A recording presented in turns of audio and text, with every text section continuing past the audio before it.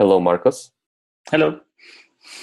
I'm recording this interview for OdessaJS conference where you'll be a guest and star speaker, and you'll be facilitating a workshop. That's correct. And I'm really looking forward to it. That's my favorite conference in Ukraine. So can you tell a little bit about yourself? I do a lot of things, starting with programming, but also hardware and electronics, photography. And I like to combine things. So combining hardware and programming is something I'm really interested in. How did you get into programming? That was ages ago. I'm a bit older, so I started with the first IBM PC 8080 based and that. So it was first programming language was BASIC. And then it was, I think, Turbo Pascal and stuff like that. So shows my age, but it was fun. What was your age when you started programming? I think it was around 16, 17, something like that. So it was all the people were like self-taught. They got all the magazines, they tried it out, tried everything out. So yeah, it was a lot of fun to try to figure everything out yourself and having fun. What do you think about kids that start programming today at 7, 8, 9? Yeah, that's cool too. Or even they even start with 3, for example, if they have a robot. There was one that was really cool where you could program like visually, where you placed wooden blocks on a slate, and then it would follow each command, for example, an arrow left and an arrow right, and then it would follow step by step these commands. So you can see, oh, okay, kids with that are 3 or 4 years old can already program. So that's a huge step, of course. So they don't have to make the abstraction between writing something and then happening. They actually, it's becoming more physical. So that's really interesting. Yeah, definitely. And my second question was, how did you get to electronics? That was my original education. Actually was more about electronics and manufacturing stuff, and after that I got into programming. So I turned my hobby into my occupation, which seems to happen quite frequently. Yeah, that's really cool path. And how did you end up? You started from BASIC, then Pascal. How did you end up with JavaScript, or you have not ended with JavaScript? Yeah, I started with websites. That was many years later. I started with with HTML, basic HTML, and then at some point you also could use JavaScript to animate and make some stuff interactive. That was the first part, but then it started more with mobile computing on phones, and there you actually wrote the application more in JavaScript than HTML. It was just like these days when you write single-page web applications, where you basically have one document and maybe some CSS, but the rest is all everything happening in JavaScript. Or if you're on the server and then you write with Node.js. So it feels like JavaScript is everywhere today. It is, yeah. It's actually everywhere where you can think of. It's kind of crazy, even if robots now. I've read an article that compares JavaScript to. It says that JavaScript is a modern assembly language. Yeah, that could be. I think that the great thing about it is it's so flexible. So someone that starts out can use it and without using it too complicated. But also, if you decide to write a huge application, then it has that much flexibility that you can even do a complex application with modularity and everything. And as you see, even with other languages that at the end compile into JavaScript, it even goes in different directions. So it's just a huge flexibility. And back in the days when you wrote assembler, I guess you also had that flexibility, but it was a lot harder than I actually had to think about how do I write this code that it then runs more or less directly on the process. Yep. But in old days, we didn't have a choice. Yeah, we had no choice. So it was just amazing if you think these days. I mean, from the time you write the JavaScript and it's interpreted, and then I mean, how much is happening, how much is processed until it actually gets executed on the processor itself. But of course, they're so fast it doesn't matter, even on the mobile, on your mobile devices, or even on a microprocessor. That's amazing. I would say. Yes, that's amazing. So your workshop on the weekend would be about JavaScript that runs on the processors. Mm-hmm. Yeah. So the workshop is a combination of hardware and software, which I think is really interesting, because these days, if you write code, it ends up maybe on a website or maybe on a backend service, but you don't see what's happening. You see the result, what's happening, but it's not physical. But once you have code that you run and something happens in physical space, I think that's the most interesting part about it. So that you can have a direct influence, that something moves when you write code. I think that's cool. So that's why you've chosen robots for the workshop.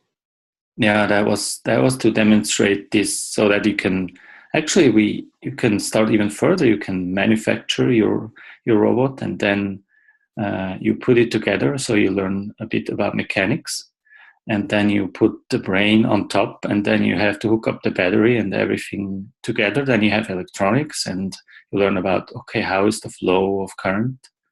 So you also have electronics, and then you move into programming. So you have a crash course in ranging from fabrication to programming, which is, I think it's really cool. Yeah, that's really exciting. So do you like robots? What excites you about robots that you built? They're fun.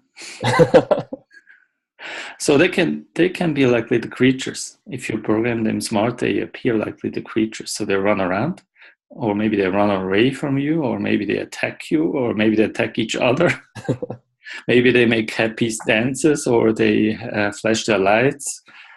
So a robot is like a little animal, but you have it under control. I think that's the cool thing about it.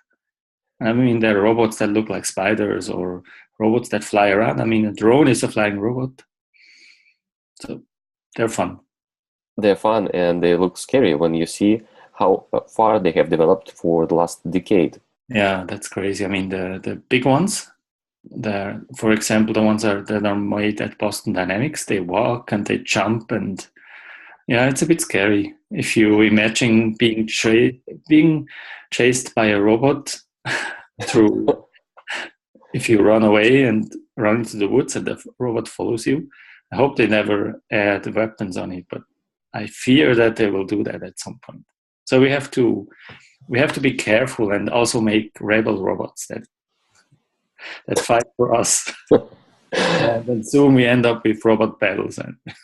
So probably that's why you do robot programming to be on their side. Yeah, someone has to do it. Let's hope it doesn't get that far. But yeah, if you look at all the movies that have that storyline of robots fighting, Yes, lots of movies in 90s were about robots. Yeah, now we're almost there. That's the scary part. Now they are on the news. Yeah. And the scariest part is that they are becoming smarter and smarter every day. Yeah, but they're all, well, that's the question.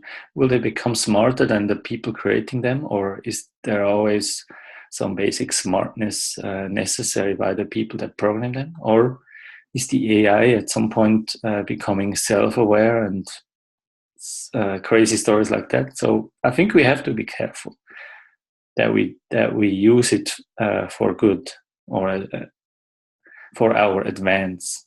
But as we have seen in the past with a lot of technology, sadly, it's always being used for good and also for bad. So we have to be careful.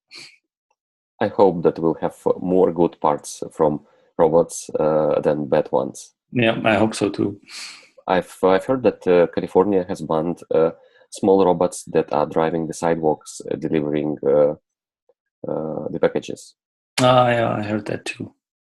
And then also, I mean, drones are getting banned too at some places as well, so that they don't either fall on the head of you or crash into something else. But they're also very good for a lot of things.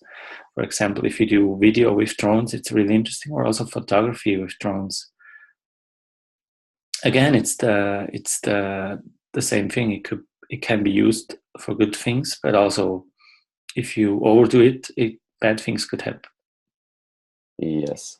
And what do you think? How will robotics develop in the nearest future? What will be the future of robotics?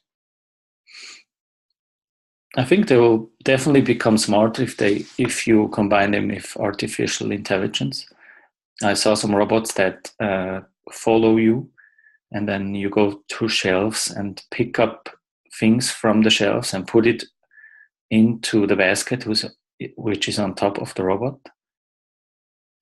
But then the next step, that it's actually there will be two robots, and you're the one that is picking the things from the shelves is replaced by a robot, and then they work in tandem. So they fill one basket, and then the robot drives away and delivers it somewhere and recharges itself, and another one comes up and gives another basket. So I think this whole combination between people and robots is probably an interesting avenue to explore, or that you actually teach the robot by showing what he should do. Imagine you do something, the robot watches, and then he does it. So it will become more intelligent, or at least appear intelligent. So you don't have to sit down and program it as we do now. But if we do not have to program them, what should we do? Yeah, that's the interesting aspect. At some point, we'll probably replace all the work that we don't want to do with robots, and then we will be creative. So no more them programming, only smart one. I think programming will always be a part, because programming, at least for me, I think it's also a creative adventure. Being creative, and if the languages are more complex, or in one side to program, and also if they get easier for newcomers. I think I saw a really interesting concept a while back, where you see the code and the result from the code side by side, and then you can change either the code or the representation. And then if you change the representation, the code changes, or if you change the code, the representation changes. So that could be also interesting. So that someone that has more an approach from the creative or artistic angle changes more the appearance, and someone that's really good in writing algorithms and code will change the code directly, or they work together. So you mean that you can modify the behavior by modifying something visual, not just writing the lines of code? Yeah. So for example, with the robot, again, you could, now I write, okay, if I press this key, the robot moves forward. So it could be the other way, that you say, I move the robot forward, and then I say, I actually move it by hand. And then I say, I assign this to the key forward. So we go back to the programming language the kids use with the 3-year-old kids with the robot. They place an arrow forward there, and it's much easier. And I think a lot of people will have a better approach if they actually teach the robot how to move, and then a program is created. And then someone can still sit down and change that. I've seen in this visual programming languages and in visual programming that simple things are quite simple in visual programming, but when you need something complex, or non-standard, then it starts becoming more and more and more complex. And you end up by saying, no way, I will write some few lines of code. Yeah, And that's true. Sometimes it's a lot easier. And it will be also interesting to see in the workshop how easy it actually is to program a robot with JavaScript. Is it easy? With frameworks behind, like a hello world, which in hardware is not like an output of text, which is actually an LED blinking. That's the hello world of hardware. It's 5 lines. So and the robot is maybe 15 lines of code. So it's quite easy. So in 50 lines of code, it will be driving, it will be moving. Yeah. So it will be really interesting for software developers to see that they can, what they already know in JavaScript, use then to do physical computing and see something move. Do they need some particular skills of programming to join the workshop? No, sometimes in the workshops I also have people that have no experience either in assembling something or soldering something, but also neither in programming. But then they learn fast. And since, as I mentioned, JavaScript can also be used for beginners, it takes them not long to understand. But then it's also interesting to see if someone that's experienced, how fast they can then extend the robot programming and say, okay, let's add some more complex programming. So they can build both simple things and they can build something more complex if they have skills. Exactly. Or if you say, since it's all Node.js based, then you also have the huge ecosystem there. Then you can hook it up with WebSockets to other systems, and maybe you have backend processing for the robot for some parts. I mean, the possibilities are endless. And since it's all using the same language and the same ecosystem of the web, I mean, you can start to combine, and especially if you already have experience in that area with Node and backend processing, you can do a lot of cool things. Is it running a Node.js host on the hardware? It depends on the hardware. I mean, the really easy hardware is just an Arduino, which doesn't have that much processor power. Usually it's like 8 or 16 megahertz. There, the Node runtime is actually on your PC, and then the commands are sent wirelessly to the Arduino. But then if you move up, and that's actually not a huge move up to, let's say, a Raspberry Pi Zero, which is not that expensive, then the Node.js runtime is actually on the board itself. So that's, I don't know exactly, but I think it's like 1.4 gigahertz. I mean, that's the crazy thing. Those embedded systems today are first cheap and second really powerful. And we, of course, have to thank for all the mobile phones that brought us that technology so cheap and so fast. So we can run Node.js on there without any problem. Yeah, that's fantastic that we've got so much power in small pieces of hardware. Yeah, that's really amazing. And also not that expensive. I mean, robots, if you think back a few years, I think if you thought of robots, then you say, okay, let's start with, I don't know, thousands of dollars or euros, depending on the currency, and hugely complex software with C or real-time operating systems and all that. And now you're suddenly in the land of JavaScript, which I will also show in the workshop and also in the talk, is a really good match for robotics. Some people might say, oh, that's weird, but it's really a good match. The browser is event-based, and the robot is also more or less event-based. So it's a really good fit. It's very interesting to see how JavaScript fits driving robots. It can drive, so the small piece of hardware can drive a huge machine like an automobile. Yeah, I mean, you could instead of doing the little robots I'm doing, you could build huge ones that work the same, just with upscaled motors, and then you could actually sit in your robot and maybe program on your laptop, and then it would drive forward and backwards. I should do that next. That would be fun. I've been talking with my friend about making bigger robots, and he said no, because this robot can be really dangerous. Yeah, that's true too. If you think of the battle robots that they use, that are like 3 meters high and have all kinds of crazy weapons, and then that's kind of crazy.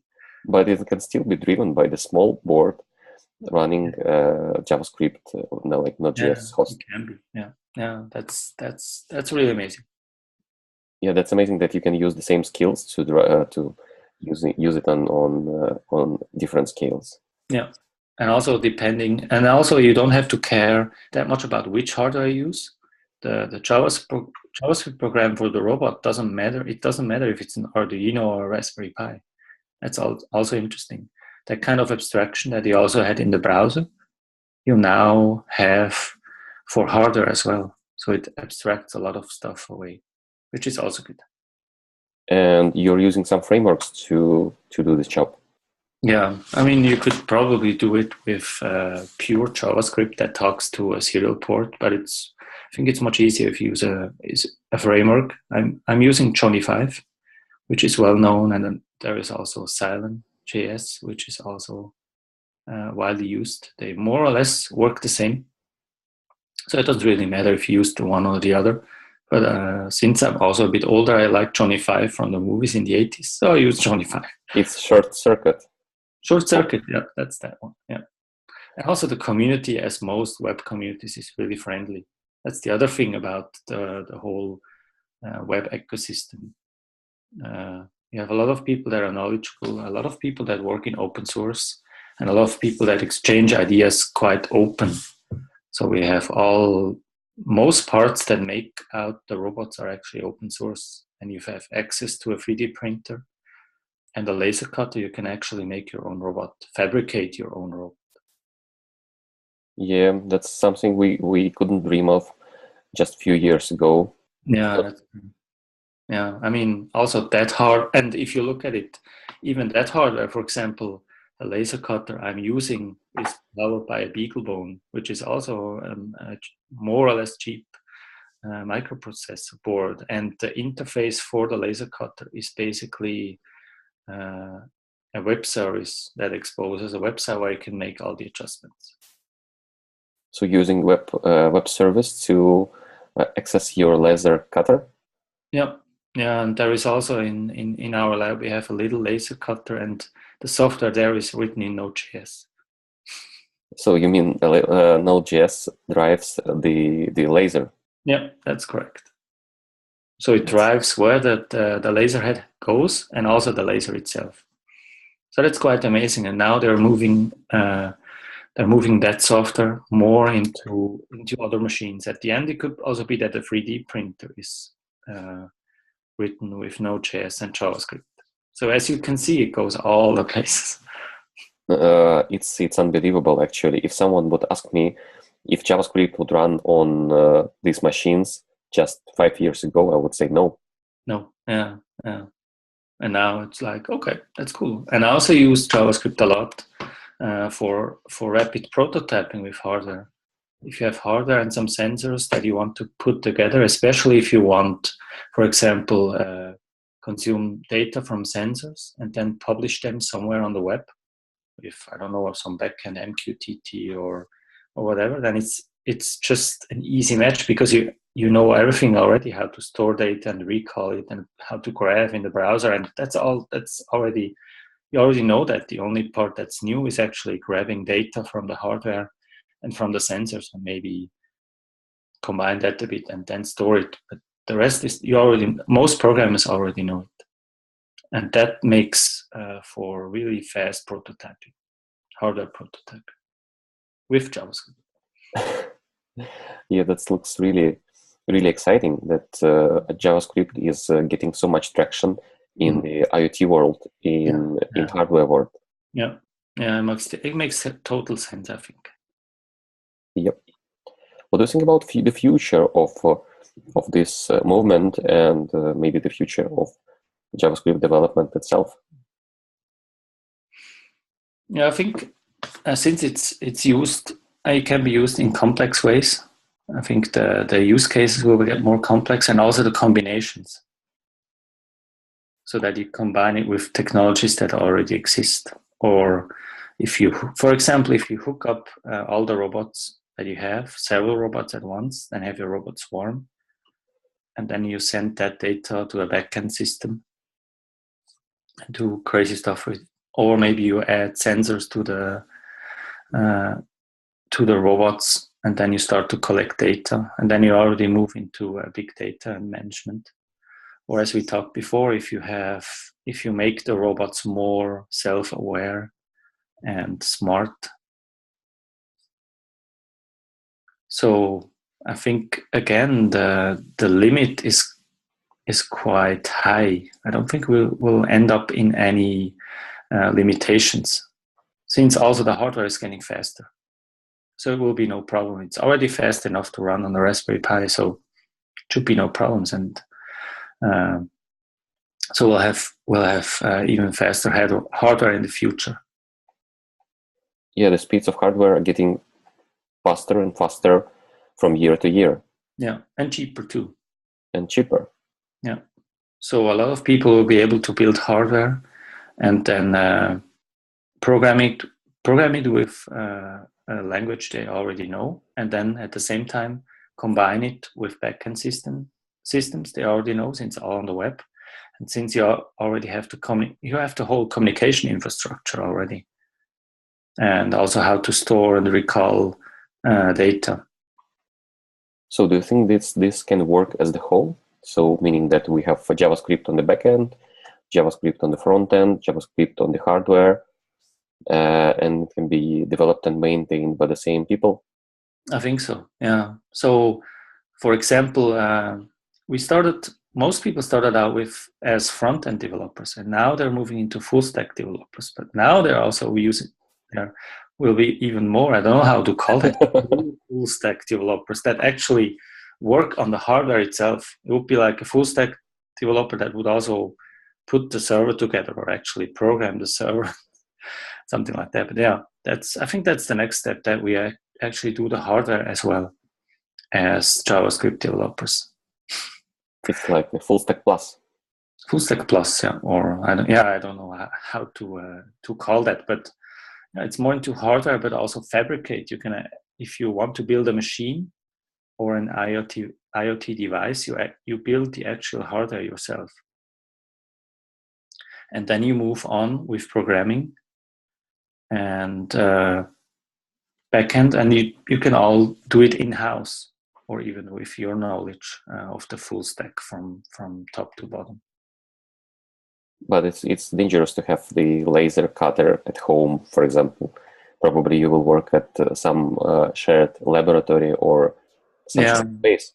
Yeah, I usually work in FabLabs, which are quite well known. I don't know how many. Do you know of any FabLabs in your area? Yeah, we have at least 2 in Odessa.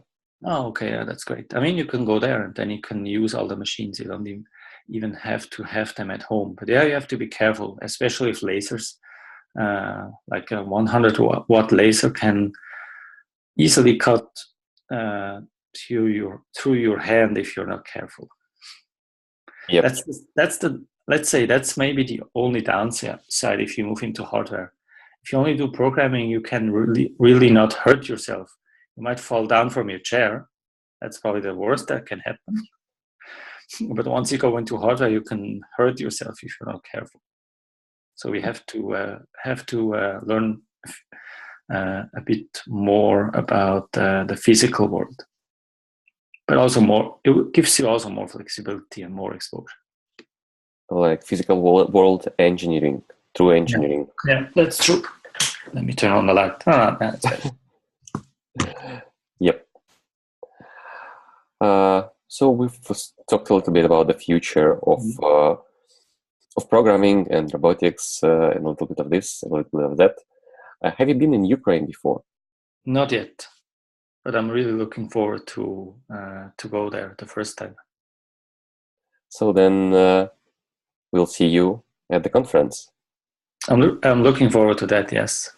Yeah, and Very soon already. And thank you so much for the interview. Thank you. So see you in Ukraine. See you. Bye. Thank you.